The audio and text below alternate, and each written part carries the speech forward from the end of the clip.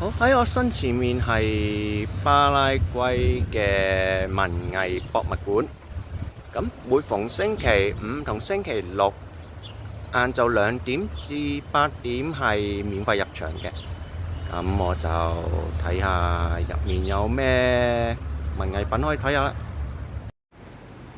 咁我身前面我見到有好多嗰啲用木做嘅面具，雖然呢度冇咁多資料，但係以我估計係原住民佢做一啲儀式嘅時候用嘅一啲面具。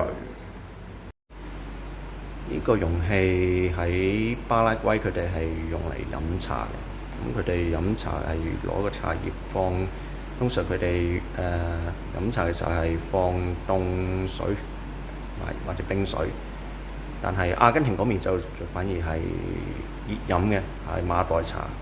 咁就每個飲法唔同，巴拉圭嗰邊就會係凍飲嘅。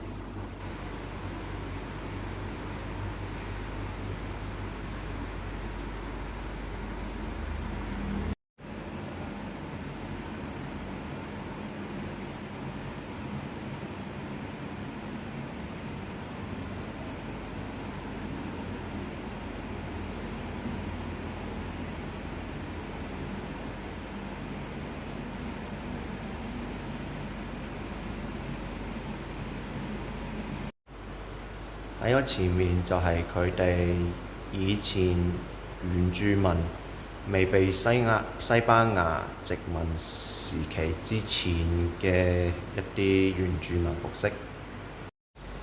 好，咁你睇到面前所有嘅名器，特別係裝水嘅名器，即係表示水源係非常非常之珍貴嘅。